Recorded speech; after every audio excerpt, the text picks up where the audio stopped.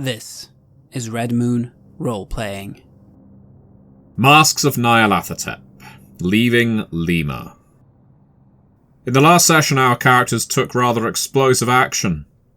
After putting a bullet in the head of Luis de Mendoza, a man to be feared, it seems, if indeed he was a man, when he was feeding upon a museum worker with a lamprey-like mouth. It wasn't that long after that they decided to turn their aggressions on Augustus Larkin, the person who brought them here. Maybe because Templars were frayed and short by this point, there wasn't much room for discussion. Certainly not for Felix Bauer, Maciej's character, who, after Augustus Larkin threatened them, shortly following his trying to appear meek and controlled, Bauer, killed him. He shot him dead.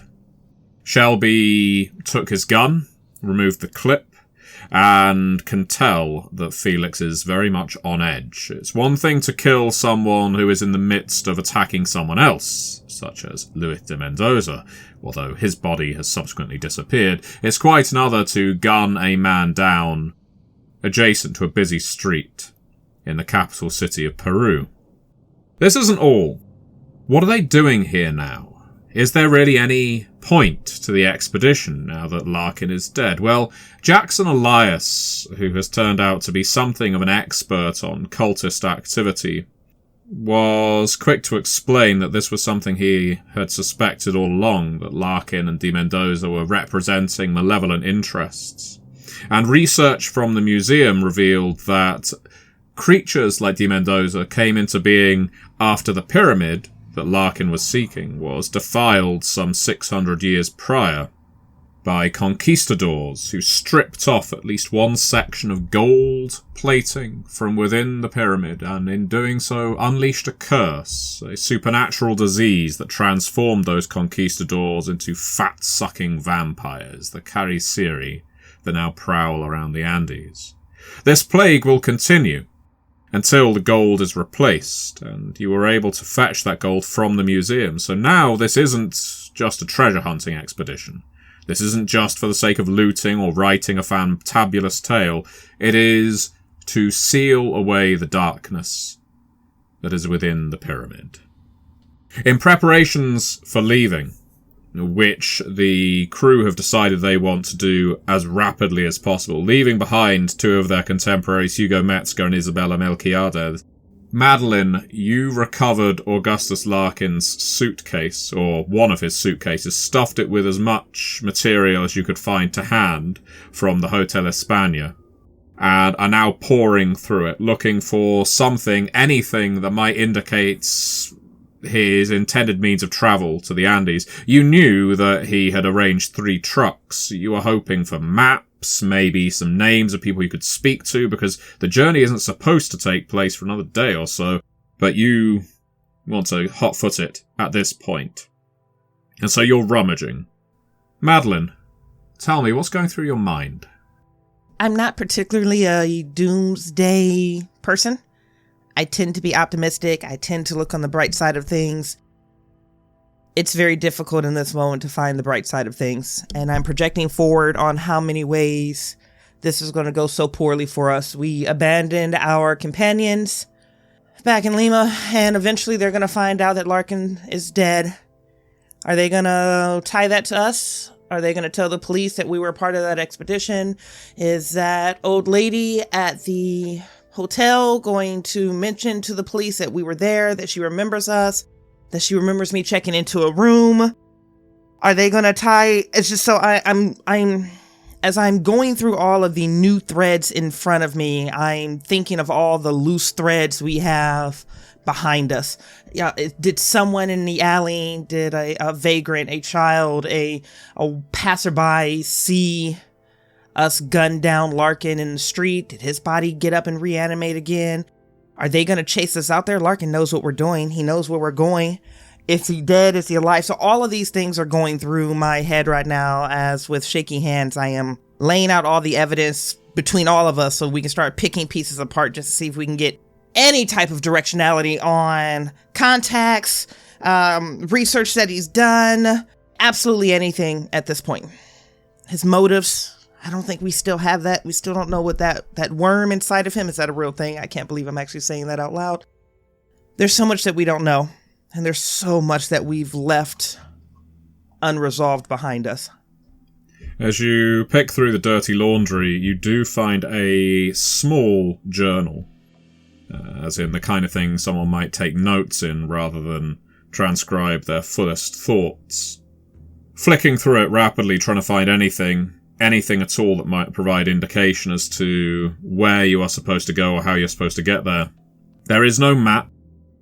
There is no long description, but there is confirmation of the booking that he has made for the 3 trucks. It seems there is a private farmer just outside of Lima who he has contacted and basically hired the use of his trucks driven by farmhands, and that they are, as mentioned, due to arrive at 8 a.m. on Monday. That doesn't help you much. It's possible, sure, you could go and visit the same farmer, requisition those trucks by some means or other, but what you have on the opposite page is an alternative. This is a choice. It would appear, according to Larkin's notes, that the most common form of travel from Lima to Puno, at least, is by steamer, via Melendo, at which point you would disembark and take a rail journey to Puno. That will only take a day and a half. The truck journey, according to his notes, would have taken 3 whole days. Which again begs the question why he wanted to take the slower journey. What was he intending on happening if you were going across country in that way? Outside of the public eye, perhaps. On the subsequent pages, he has noted that the people in Puno do not trust, do not trust, do not trust. And he has written that repeatedly, but given what you have heard from Larkin, you don't know whether that's him writing it or whether it's the thing that was inhabiting him writing it. Right. But something, or someone, has decided to write in there repeatedly a reminder. Do not trust the people in Puno. There is no map in this journal that points from Puno to the pyramid. All it is his travel arrangements. But at least you've got some options. Shelby, you're sat at the table as well, you have a coffee. Seems the chain of cigarettes never stops at this point. Everyone around you is silent, examining what is emerging from Larkin's case. But tell me, what's on your mind, and is now the time to take an executive decision? I'm not surprised we're all silent. I mean, not only our lives have changed in the past day, but it's on some level the very nature of reality.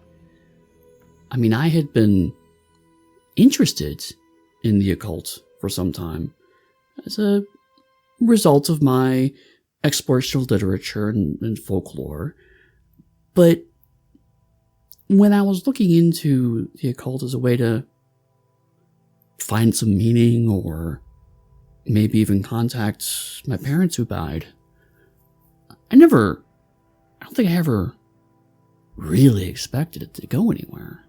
It was a childish wish, find a magic spell and make everything right, but I think on some level I never really believed it would happen, and now I find that these things are all true on some levels, that there are monsters in the world. And we have gone from an expedition of eclectic adventurers who all have different reasons to go on a journey to find artifacts to collaborators in murder. So at this point, all I can do is stay loyal to my one friend that I know would be loyal to me, Rupert, and see how much I can trust my new companions as we move forward. Felix, you don't have quite so much of a possibility of solitary rumination, because there's that voice again inside your head. Your brother, yet again, speaking to you, goading you. You don't think there's mockery or malevolence intended. But it is like a beckoning finger as he whispers in your ear. Well, here we go again, brother. Marching off in some stranger's war, risking lives and putting lives down. And for what? Why do you charge headlong into conflict when you only just escaped it? And I think to myself, why that is. What is it that is driving me to do all that? But then I feel the feeling that I felt during the war as well. Of course, a lot of it was horrible. A lot of it was really, really boring. But there were moments of pure exhilaration, of pure adrenaline. I felt that again.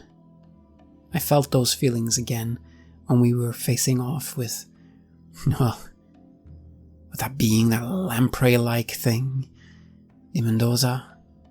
And Larkin, he wasn't human. No. They were enemies of humanity. And I'm fighting a new war now. The war is back on, and this time I'm going to win. This time we are going to win. And everything's going to be alright. Brother, I'm fighting for victory. Do you understand? For victory. Victory. Impressive. Yeah. You could head home right now. Join with what is left of our family. Comfort your mother. Take on your father's work.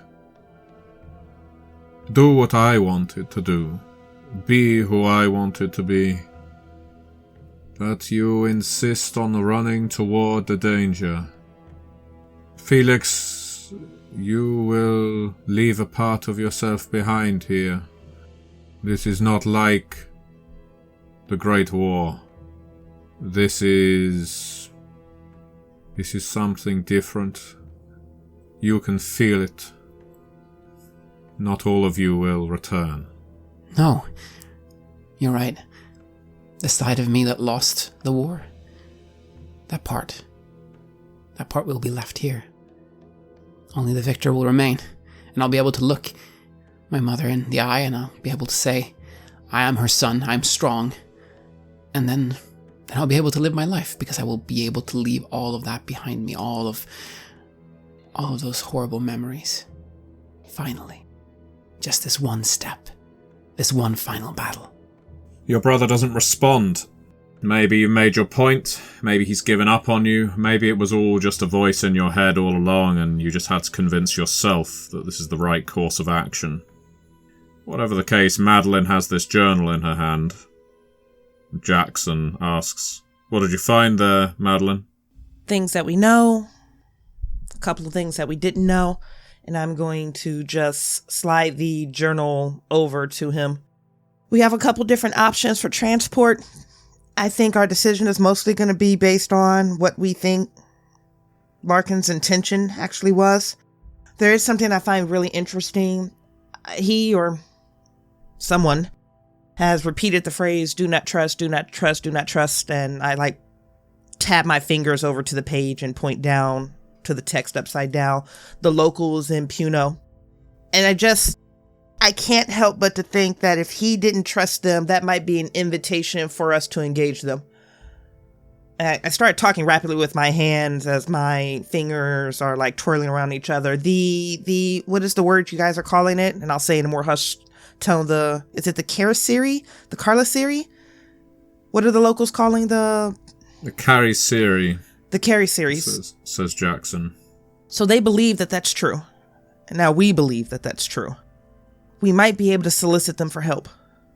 If they know what our actual intentions are, not to antagonize or empower or unleash or further unveil whatever this is, if we're actually there to put it back, to seal it away, to lock it down. I mean, they have no reason to trust us as we're outsiders, but we are coming with something that's precious to the lands that belong to them. Maybe I don't know, maybe that could work for us. Maybe that's, and it's just very slowly as I'm thinking about everything that's working against us, it's just negatively impacting my confidence on just the best route forward.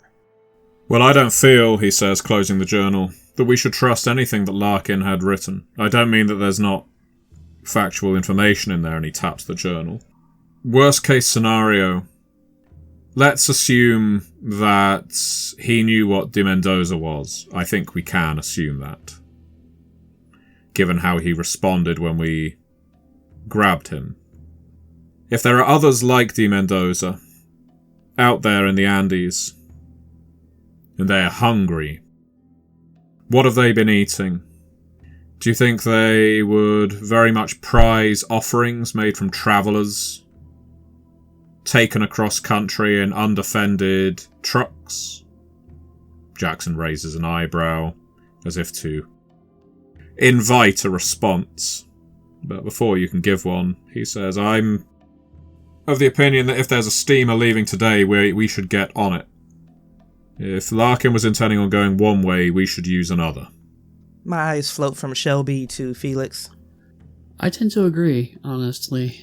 I'm not necessarily sure the enemy of my enemy is my friends at this moment. But so much of what we've been told has been a lie.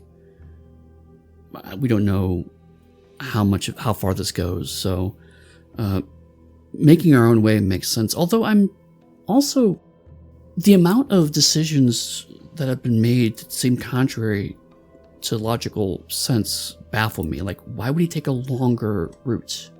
Why would he not take the shorter, faster route? Is it to save money? Is it because he's trying to avoid something? That's something else that has got me curious. I think you have a point, Mr. Elias. Yes, we shouldn't follow the path that Larkin had set out for us. He was a bad man. Very, very bad. No, we set our own path. And I will follow you. He narrows his eyes, drums his fingers on the table. Have any of you read Dracula? The Bram Stoker book? Been a few years, but yeah. I read it once, didn't get on with it, he says. Was there something in there about can vampires cross the sea? But of course Dracula does, quite famously. Yeah, it kills everyone on the boat. Yeah, I just wondered if that's why Larkin may have chosen to not take the steamer off the coast with de Mendoza in tow.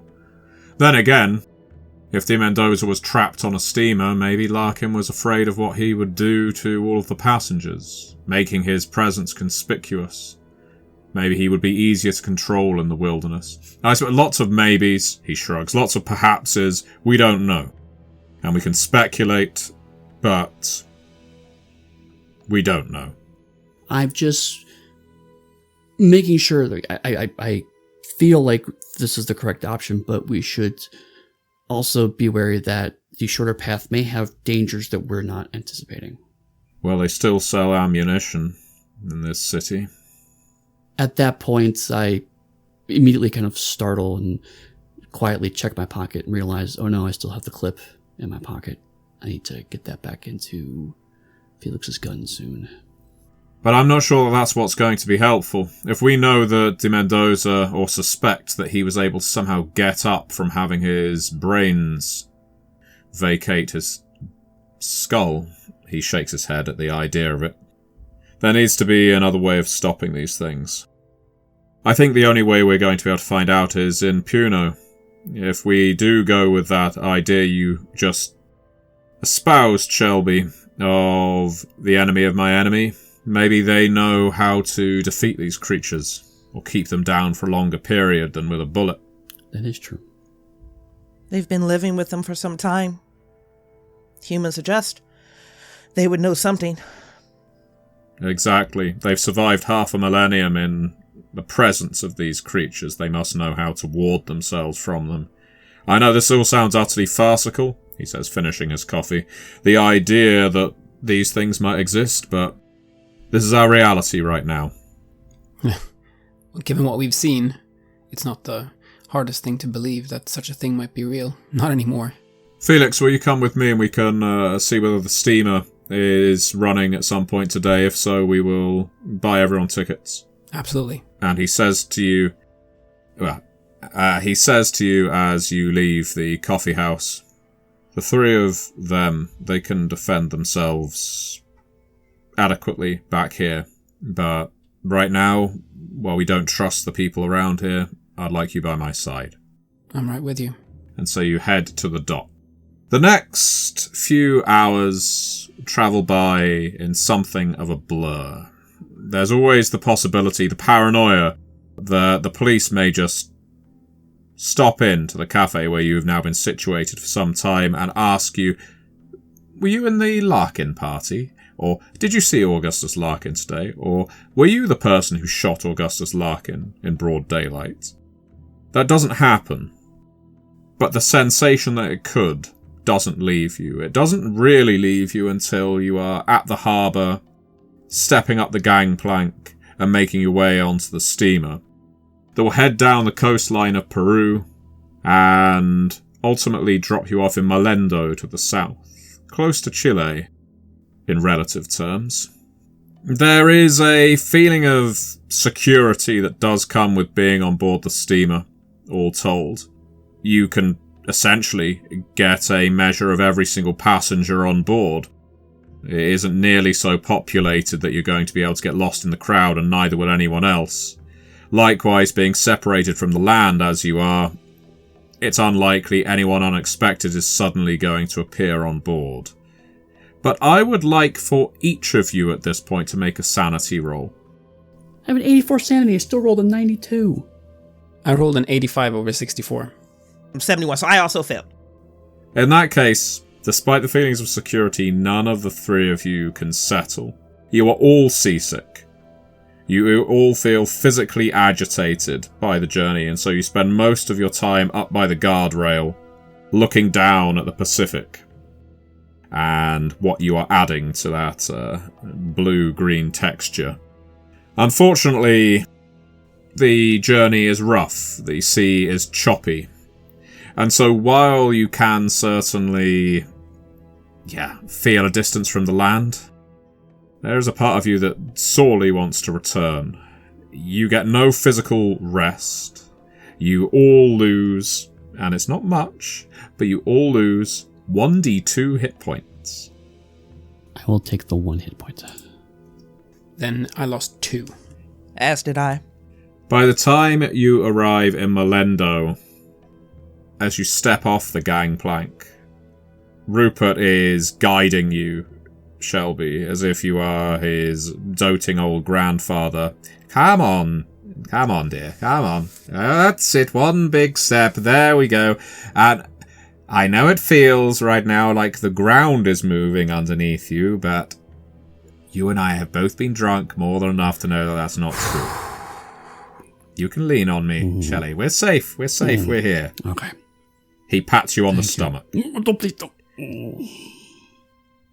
No, there can't be any much left in there now. We will find out what they serve for breakfast in Melendo. I don't think I could eat anything ever again.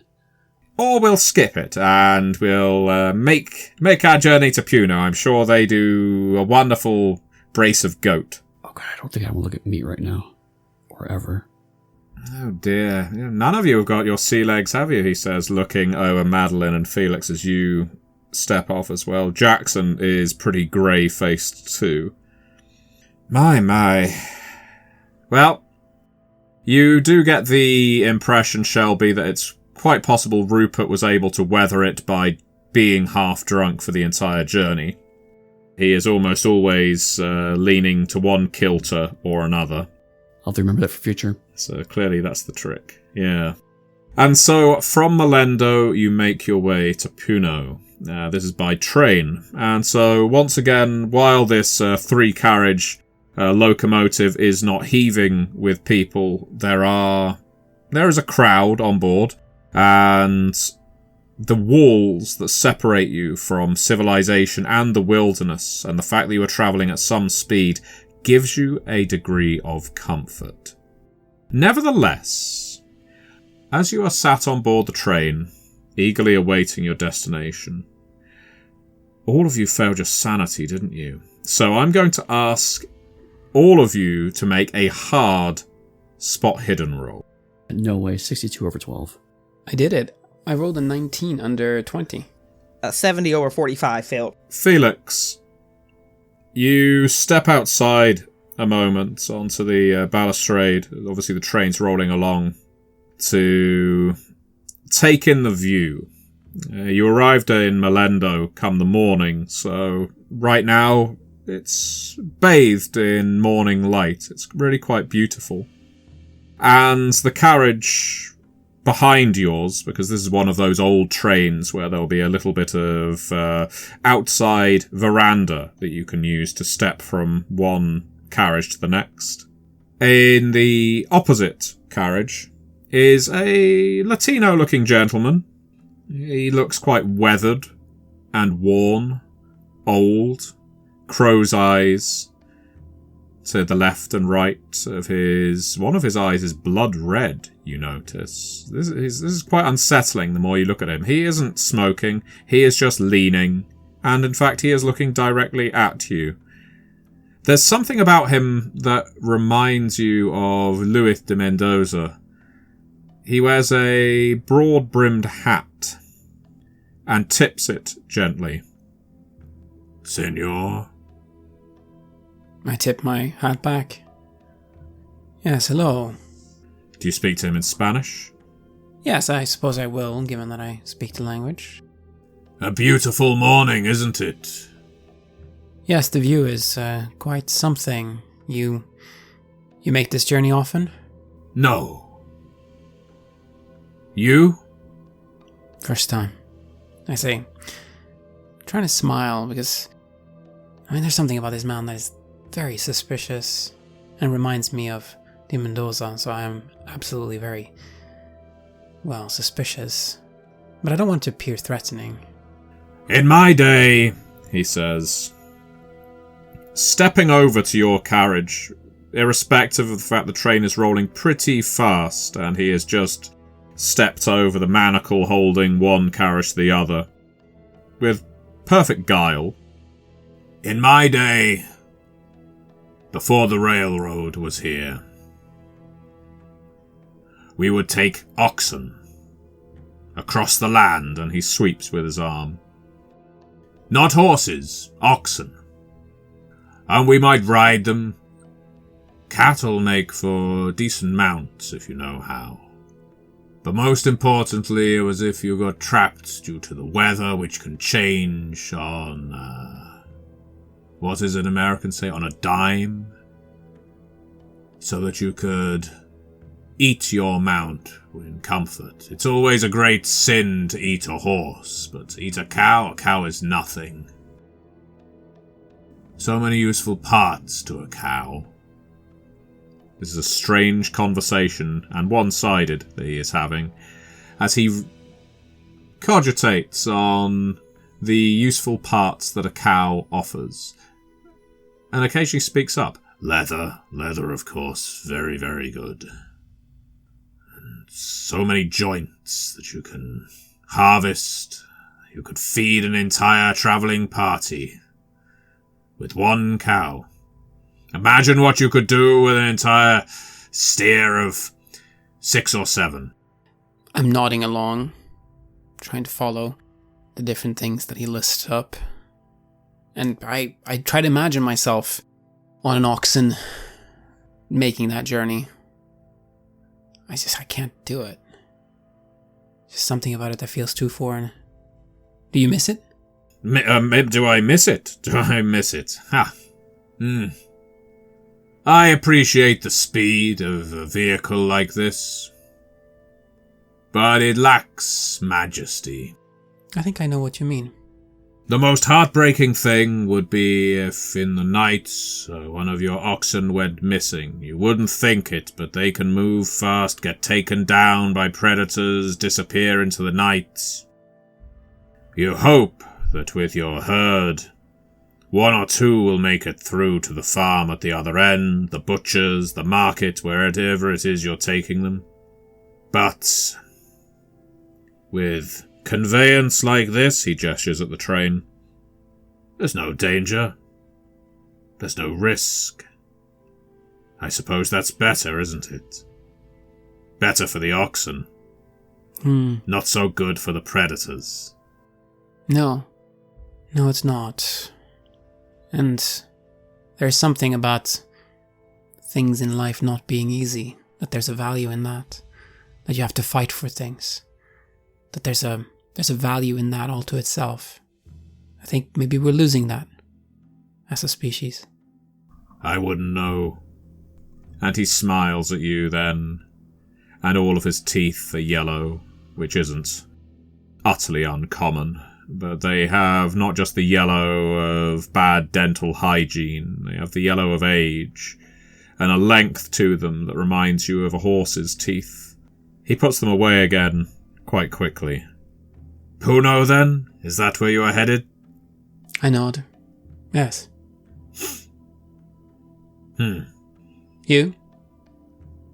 Me? Just outside of it. But maybe we will bump into each other again, senor. Perhaps. It was interesting to learn about the oxen. Thank you for the conversation. I'll tip my hat. He smiles again. Senor, before you go, you are from where? I'm from Germany. Ah! Which, kingdom? Which province? I'm from Düsseldorf, North Rhine-Westphalia. Do you know it? I cannot say that I have visited, no, senor. Much has changed in Europe. It certainly has. It's a very different continent than it was a few years ago. It was a big war. Maybe you heard about it. Oh, see, I heard about it. A lot of blood was shed. Many lives wasted, I am sure. But for those of us, and he bumps you on the shoulder, warriors, hunters, farmers of men, a war like that is like sitting at the right end of the meat grinder. His eyes are wide now. He's clearly drifting off, consumed with his own language, waiting for that mince to get squeezed through. I love fresh mince. Sorry. Distracted for a moment. Please rejoin your friends. Give them my regards. I give him an awkward smile, not really knowing what to do with that. Well, those last few things that he said. What a strange man. He couldn't be like de Mendoza? No, surely not. I'll return. Do you share any of this with your companions? It is perfectly fine if you do not. I think I will. I think it's good for them to know. There was a man on the train. Something about him that reminded me of de Mendoza. He talked about predators being a predator. Farmers of men, he said. It's difficult to relay exactly all the things that he was saying, but there's clearly some fairly disturbed people out here. I just hope he's nothing like de Mendoza, because in that case, they're right here on the train with us. Yeah, that's bizarre. Well, I'm not getting off before our stop. I think that's a prudent idea. I say, as long as we stick together, Jackson and Madeline, Shelley, as long as we are together, what ill can befall us, really? You're right. Together we're strong. And I still have, and he taps his jacket, well, this big chunk of gold. I smile at him. As the train makes its way through the Andes, I need everyone to make a con roll, because now you are exposed to altitude. You were experiencing as soon as you entered Lima and have been venturing around Peru, but it gets worse the deeper in the Andes you go, or should I say the higher you travel. And this is an ongoing effect should you fail. 0 to under 35. That's a 98 over 70. Jeez, and a 7 under 50. So, Maciej, currently you're critically failing. Yes, I got a 98 over 70, so let us use a point of luck. That's a 65 under 70. While all of you approach Puno on the train and are able to withstand the altitude adjustment, the fact is that hiking through the mountains, you may have been able to adjust to it at your own time. On a train, you are basically sped through altitude. And so, though you are not suffering the worst possible effects, shortness of breath, a little bit of nausea, again, returning nausea, slight headaches, all of these things, they're an irritation, but they're not going to prevent you from acting. The higher up you go, naturally, or indeed if you keep altering your altitude, and that's the real risk of being among mountains, you will be travelling up and down, you may suffer worse effects later. But for now, you are well. You arrive in Puno, and by the time you do so, it is late in the day. Puno is a city that is incredibly spread out. It is not in the same style as the almost European Lima. It, from a distance, looks far more like a collection of farmsteads, of small townships that have gathered around one large feature. That feature being Lake Titicaca. The lake is the largest in South America. For geographical listeners, it is over 100 miles long and up to 50 miles wide at its broadest point. It lies adjacent to Puno, straddling the border of Peru and Bolivia.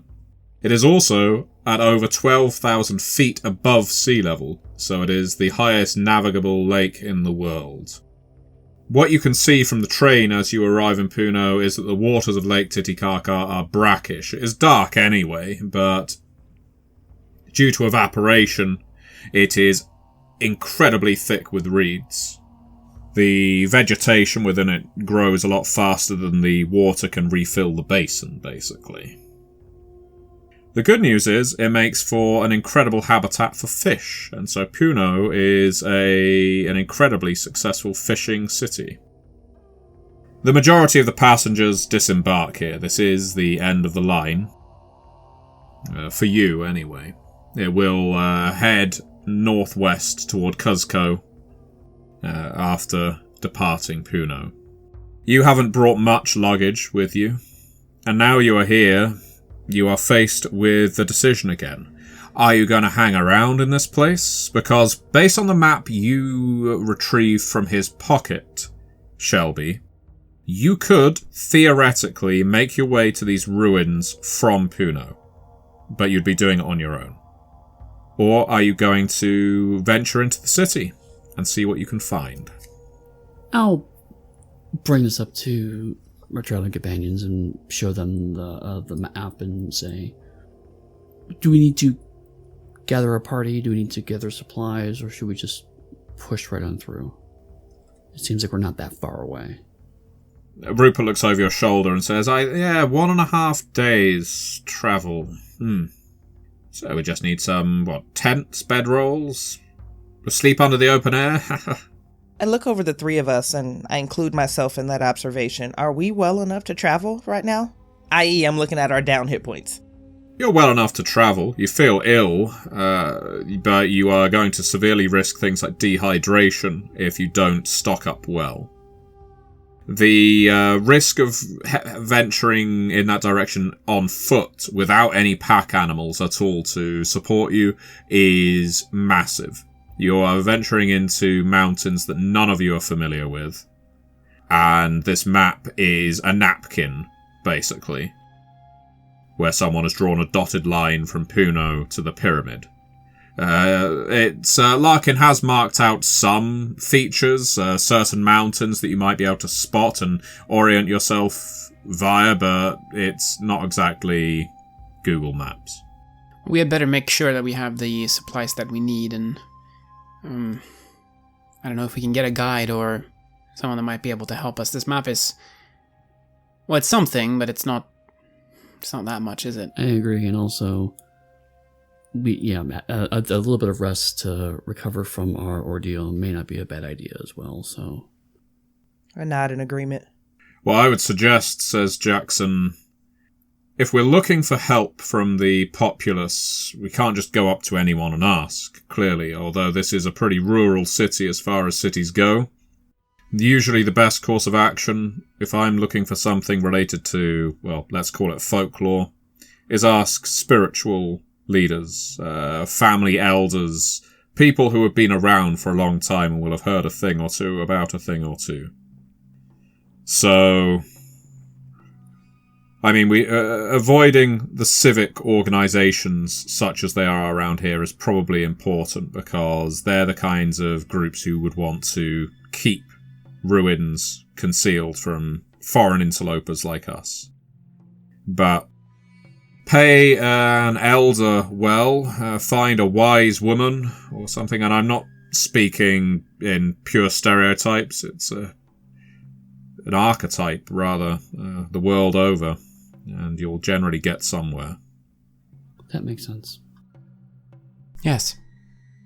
Well, let us make our way to the town then and see if we can find someone who matches that description and we can stock up on the supplies that we need. So what occurs next is what I would describe in montage. There's a lot of poking heads into buildings, asking people in broken Spanish or good Spanish, depending on the character, who might know anything about the pyramid, the best ways of getting there, what kind of supplies would we need for the mountains, that sort of thing. The preparations that you're taking are all sensible. Wrap up warm, take some high-fat, high-protein foods, take water, lots of it.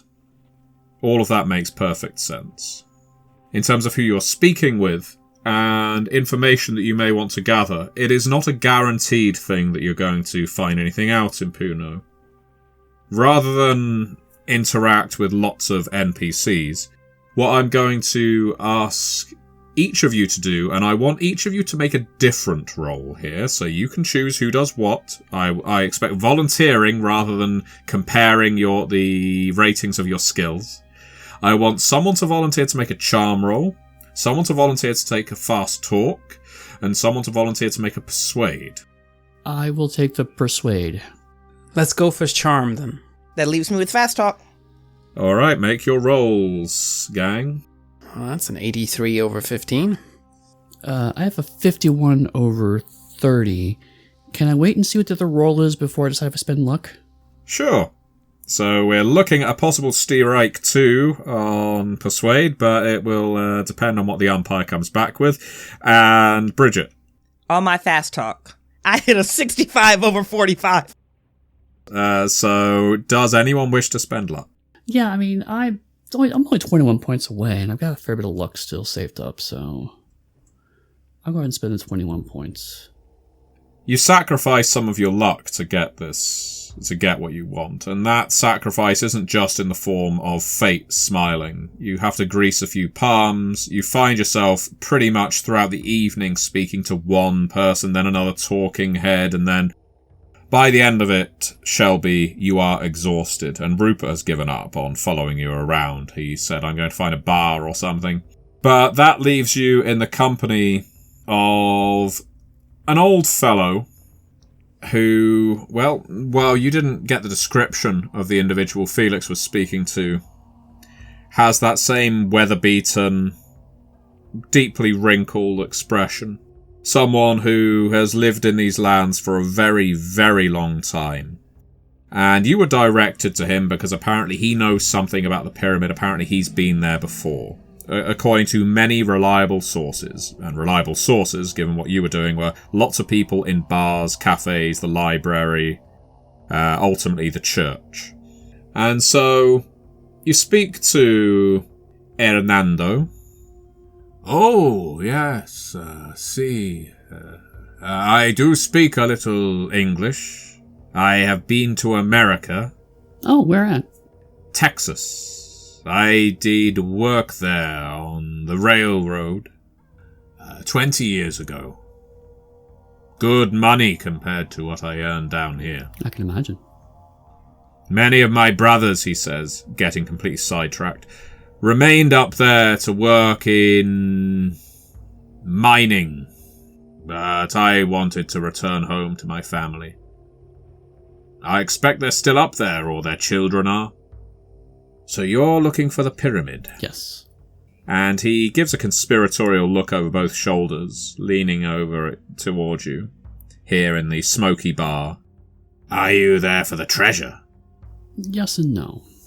Ha ha! He claps his hands together. I knew it! Treasure hunters! I had been contacted, you see. Oh, had you?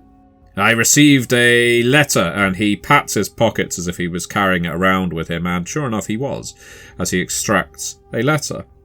Yes, my eyes. Maybe you can read it.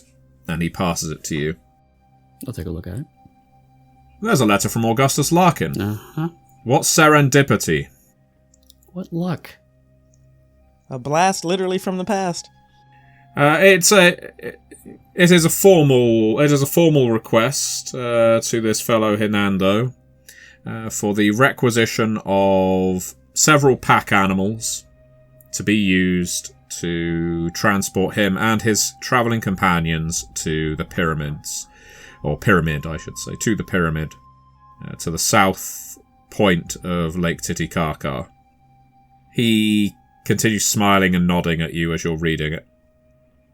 Are you that party? Are you Augustus Larkin? I am not just Larkin, but he fell ill on our journey here. So we are the remains of that party. Oh, that is a tragedy. Indeed it is, I say, trying very hard not to think about his head exploding as I watched it. Well, if you're prepared to pay the price, I am happy to sell you the steers. It is, or loan them to you if you bring them back. In these parts, we use ox more than horses. That makes sense. So Mr. Larkin didn't pay you in advance. He simply asked for your help and was planning to pay you when he came here. We have a telegram office here, a telegraph. And so I responded on the number at the bottom of the letter, and I heard nothing. I did not know if he was going to make it. But I have the animals. I only really head into the city to drink the night, but I live outside of it. I can take you to my farm, he says, with another big smile, and introduce you to my ox. I appreciate the option. I don't feel like my party will need to be personally acquainted with the ox, but I can check with them and get back to you. How many? 5. Oh. Less than I had thought. But the price remains the same. Certainly, we understand that was the original agreement. I'll have to speak with our investor, but I'm sure we can come to some kind of equitable arrangement. That is the first time you have referred to Rupert Carruthers as an investor with a straight face, Shelby. He's not here, so he can't see me. And Hernando leans back again. Takes a drink. He is drinking shots of something dark brown that doesn't quite smell of whiskey, but is definitely alcoholic. It dribbles a little from the corners of his mouth. So what do you know of the pyramid? Not much, admittedly. We've heard rumors. Ah, the rumors. What rumors?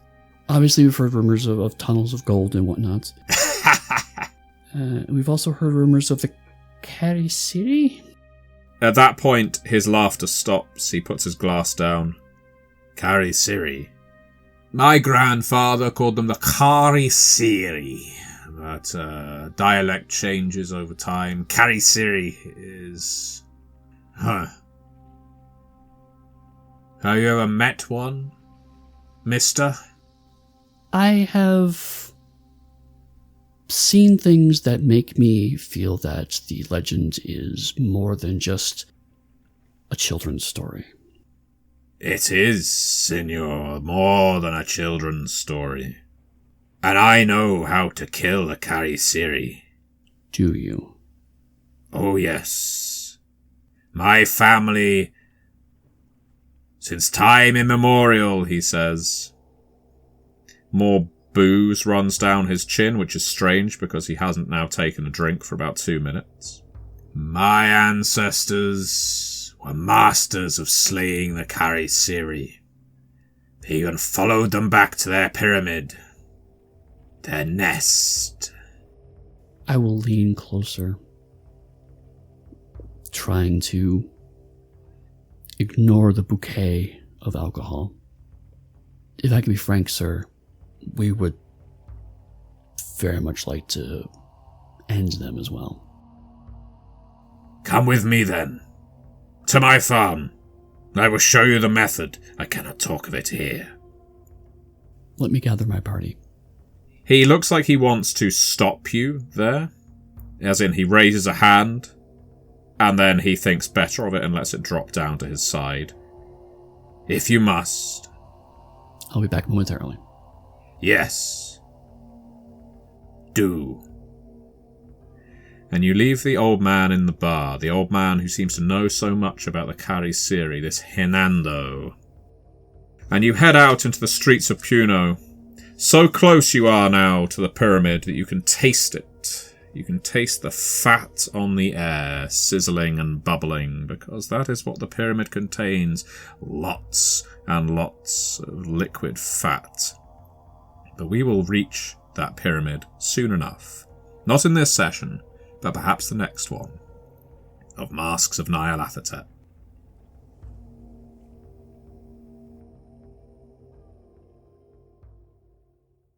You have listened to an episode of Red Moon Roleplaying, where we play Masks of Nyarlathotep for Chaosium's Call of Cthulhu 7th edition. Joining us as our keeper is none other than our dear friend Matthew Dawkins, and we were also joined by Bridgett, Jeffries, and Eddy, Webb. The music was made by Ager Sonus and Halgrath, and we've also used Cryochamber's Lovecraftian compilation albums. All of this with the permission of Cryochamber. Check out their website at cryochamber.bandcamp.com or their YouTube channel for some moody dark ambient for your gaming table. We would like to give massive thanks to our champions of the Red Moon: Martin Heuschober, Simon Cooper, Julia, Camilla, Bob Lange, Cameron, Graham Barey, Doug Thomson, Lily, Maciej, Black Templar, Dennis Sadecki, and Leonhardt for their generous support. We would of course also like to thank all of our other patrons. Without your support, this show would not be possible. If you want to support our work, please check us out on Patreon. You can get access to bonus campaigns for Cult of the Lost, Call of Cthulhu, Warhammer Fantasy Roleplay, and Warhammer 40k Imperium Maledictum there. And you can also get early and raw access to all of our recordings, and hear your name read on the show as a champion of the Red Moon, as well as even play some Cult with us. Most importantly, that support is what keeps the show going, so do check us out there. Thank you again for listening, and remember, I am the last. I will tell the Audient Void.